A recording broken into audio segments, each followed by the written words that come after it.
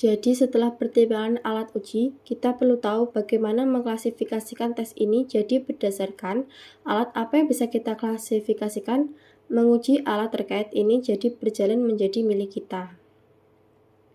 Topik kedua, jadi di sini kita harus mengklasifikasikan alat tes sesuai dengan tujuannya. Jadi berdasarkan tujuannya, kita akan mengklasifikasikan alat dan ujian. Kegiatan yang mereka dukung jadi berdasarkan tujuan apa yang mereka layani atau mereka akan melayani. Atau apa yang akan mereka dukung berdasarkan tentang itu, kita akan mengklasifikasikan alat uji. Jadi di sini pertama yang perlu kita ketahui adalah apa yang perlu tujuan klasifikasi berdasarkan apa yang kita klasifikasikan. Jadi untuk itu kita punya 5 tujuan, yaitu tujuan pertama adalah mengotomatisasi tugas yang berulang, mendukung pengujian manual, panduan memungkinkan konsisten pengujian mengotomatisasi eksekusi, dan kemudian meningkatkan keandalan pengujian. Jadi ini adalah 5 tujuan. Yang pertama adalah untuk mengotomatisasi tugas yang berulang, kemudian untuk mendukung pengujian manual, kemudian untuk melakukan konsisten pengujian, mengotomatisasi proses eksekusi, dan meningkatkan keandalan. Mari kita lihat secara detail sekarang. Jadi yang pertama adalah mengotomatisasi tugas yang berulang. Bagaimana kita bisa melakukan itu? Semua ujian kegiatan yang membutuhkan banyak usaha, manual, dan berulang-ulang secara alami akan diotomatisasi selama ini, atau melakukan ini akan meningkatkan efisiensi dari aktivitas uji jika kita melakukan itu. Dengan melakukan ini, apa yang kita lakukan adalah kita meningkatkan efisiensi dari kegiatan tes. Ini adalah poin pertama yang mengotomatiskan tugas yang berulang. Jadi apapun kita lihat itu berulang di seluruh proyek, kami dapat merencanakan dan kemudian kami mencoba untuk mengotomatisasi mereka, dan untuk itu kita membutuhkan alat. Jadi ini adalah salah satu tujuannya untuk mengotomatiskan tugas yang berulang-ulang itu. Poin kedua, mendukung kegiatan manual terkadang tidak mungkin untuk mengotomatisasi masing-masing dan semuanya. Jadi, ada hal-hal tertentu dalam ujian proyek yang sifatnya masih manual atau secara manual di alam, atau kami melakukannya secara manual sekarang, tapi kita bisa menggunakan alat untuk mendukung aktivitas manual tersebut. Misalnya, alat seperti manajemen konfigurasi, manajemen cacat, atau manajemen pengujian. Alat dapat digunakan dalam pengujian manual lingkungan untuk meningkatkan efisiensi tes kegiatan dengan mendukung proses pengujian. Untuk contoh, pengujian regresi jadi apa adanya mengatakan adalah jika kita perusahaan Anda melakukan manual pengujian itu baik-baik saja, tetapi untuk meningkatkan efisiensi pengujian manual, apa yang bisa kita lakukan adalah kita bisa memiliki cacat pengelolaan sistem. Jadi apa yang akan terjadi dengan itu jika Anda memiliki manajemen cacat sistem, maka meskipun Anda sedang melakukan pengujian manual, tetapi begitu Anda menemukan cacat, Anda dapat masuk bawah di alat manajemen cacat, dan kemudian kehidupan siklus cacat akan diurus oleh alat itu. Anda tidak perlu melacaknya lagi, Anda tidak perlu membuka lembar Excel dan lihat apakah cacatnya ditutup, apa statusnya. Tidak ada yang Anda punya alat, dan alat itu akan mengurus semua hal ini. Selanjutnya, yang ketiga, setelah supporting manual activity, ada allowing consistent testing. Di sini alat otomatisasi digunakan, output alat ini konsisten. Anda tidak perlu mengurus laporan performatan. Itu dilakukan secara otomatis oleh alat dan membantu dalam menjaga konsistensi.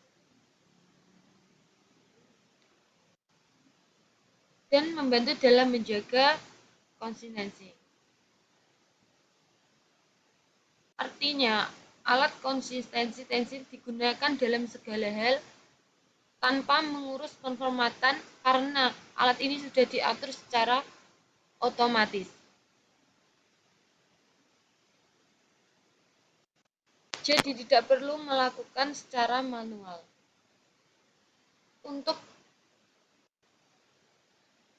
melakukan testing. Yang keempat, ada automatic execution.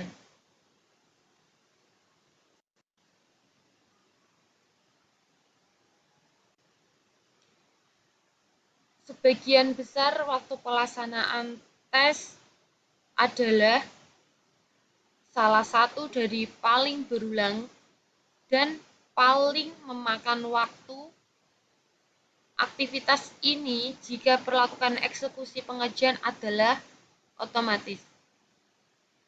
Ini meningkatkan efisiensi pengujian untuk sebagian besar.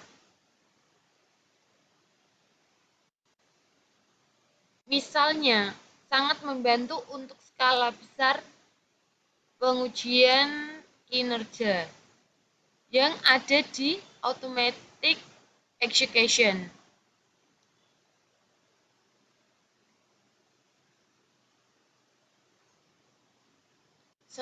Jadi, automatic execution melakukan proses yang memakan waktu yang sangat panjang.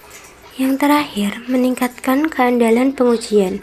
Jika kita menggunakan alat otomatisasi, kita dapat menguji produk dengan berbagai input yang tidak mungkin dilakukan saat pengujian secara manual. Perlu menyediakan banyak data sehingga kita benar-benar membuat lingkungan yang terkait dengan jenis lingkungan. Seperti itu tidak mungkin atau sangat sulit untuk dicapai menggunakan pengujian manual, dan saat itu kita memerlukan alat pengujian otomatisasi. Bagaimana hal itu akan meningkatkan keandalan sangat cepat menghasilkan jika kita menggunakan alat penghasil data. Itu akan dengan cepat menghasilkan nama acak, judul, pekerjaan, dan paragraf atau teks, sehingga kombinasi berbeda yang dihasilkan, dan kemudian kita dapat memeriksa keandalan sistem atau keandalan pengujian sehingga berbagai jenis aktivitas pengujian yang dapat dilakukan dengan melakukan itu meningkatkan keandalan proses pengujian. Jadi di sini terdapat 5 tujuan. Yang pertama yaitu mengotomatiskan tugas yang berulang, mendukung pengujian manual, memungkinkan pengujian yang konsisten, mengotomatisasi eksekusi, dan meningkatkan keandalan pengujian. Jadi ini adalah 5 tujuan yang perlu Anda ingat. Sekarang sampai pada bagian klasifikasi, sehingga kami memiliki aktivitas pengujian. Di sini kami memiliki alat. Kami memiliki alat yang mendukung bahwa meskipun aktivitas pengujian bisa kita lihat bagaimana misalkan Anda memiliki aktivitas manajemen pengujian yang diinginkan untuk mengelola aktivitas pengujian daripada waktu, jenis, alat apa yang akan kita gunakan. Jelas Anda akan menggunakan alat manajemen pengujian atau aplikasi alat manajemen. Jadi, alat manajemen uji atau alat manajemen aplikasi, kita juga dapat menggunakan alat manajemen persyaratan untuk mengelola persyaratan, alat manajemen cacat untuk mempertahankan cacat, kemudian alat manajemen konfigurasi untuk mengendalikan versi, dan alat integrasi berkelanjutan terutama dalam kasus dari proyek tangkas. Alat manajemen aplikasi adalah alat yang termasuk di mana kita akan mendapatkan setidaknya 3 hal ini, yaitu manajemen persyaratan dilakukan dalam alat manajemen aplikasi, manajemen cacat dilakukan, manajemen konfigurasi dilakukan, sehingga semua hal ini dapat dilakukan dalam satu manajemen aplikasi alat. Sedangkan jika kita tidak memiliki alat ini, maka kita dapat menggunakan alat terpisah seperti manajemen persyaratan, manajemen efek, manajemen konfigurasi. Dan seperti yang dikatakan, untuk proyek tangkas juga memerlukan alat integrasi berkelanjutan. Jadi ini adalah alat yang kami gunakan untuk manajemen pengujian. Pengujian statis berikutnya, jika kita ingin melakukan pengujian statis, saat itu kita memerlukan alat analisis statis. Untuk yang selanjutnya yaitu ada test design and implementation, atau yang artinya desain dan juga implementasi pengujian. Ini ada dua model. Yang pertama ada model based testing tools dan juga test data preparation tools, yang artinya ada alat pengujian berbasis model dan juga alat persiapan data uji. Lalu untuk aktivitas selanjutnya ada test execution atau eksekusi tes. Nah, di sini juga ada beberapa macam. Yang pertama ada test execution tool, coverage tools, dan juga test harness, yang artinya ada alat eksekusi uji, alat liputan, dan juga uji harness. Lalu untuk aktivitas yang selanjutnya ada performance measurement and dynamic analysis tools, yang artinya alat untuk ukur kinerja dan juga analisis dinamis.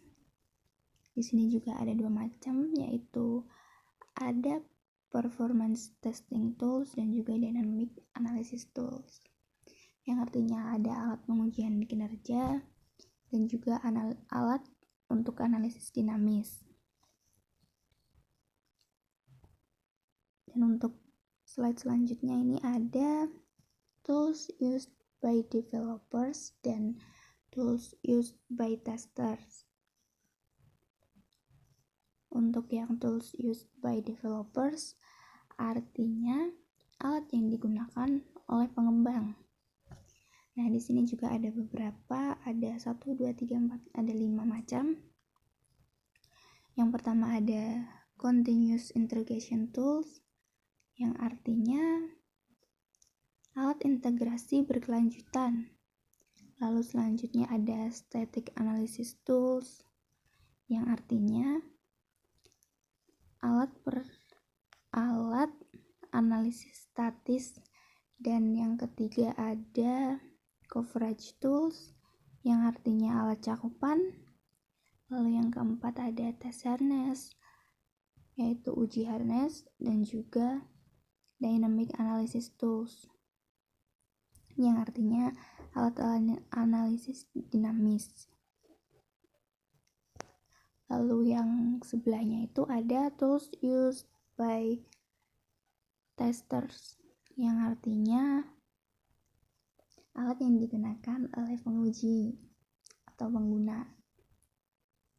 Di sini juga ada beberapa. Yang pertama ada test management tool or application management tools, yang artinya alat manajemen uji atau alat manajemen aplikasi.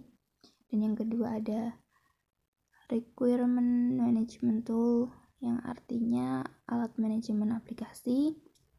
Lalu defect management tool, yang artinya alat manajemen kebutuhan. Lalu continuous management tools, alat manajemen konfigurasi. Ada model based testing tools, yaitu pengujian berbasis model. Lalu ada test data preparation tool, test execution tool, dan juga performance testing. Jadi,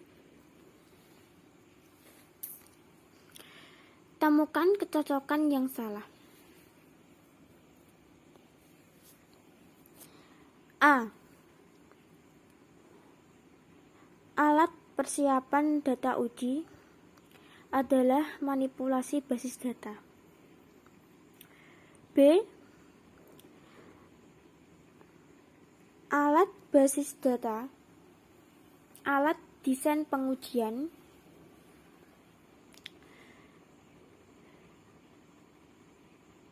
yaitu menghasilkan input pengujian.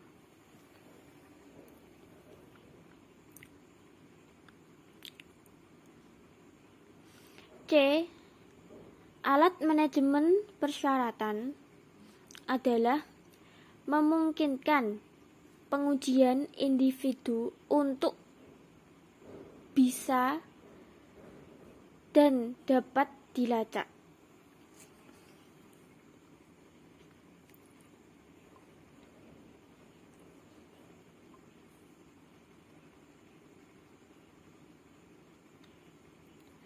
D.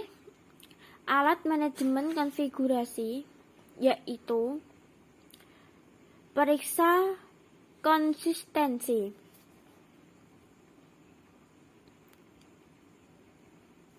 Beberapa kerja keras lebih diarahkan untuk penggunaan pengembang. Untuk 5 alat yang terdaftar, yang mana A. Pernyataan terbaik merinci untuk pengembang 1. Alat pengujian kinerja. Kedua, alat ukur cakupan. Yang ketiga, uji komparator. Yang keempat adalah alat analisis dinamis. Yang kelima adalah alat manajemen cacat. A. 1, 3, dan 4 lebih untuk pengembang. B. 2 dan 4 lebih untuk pengembang. C. 2, 3, dan 4 lebih untuk pengembang. D. 2 dan 3 masuk lebih untuk pengembang.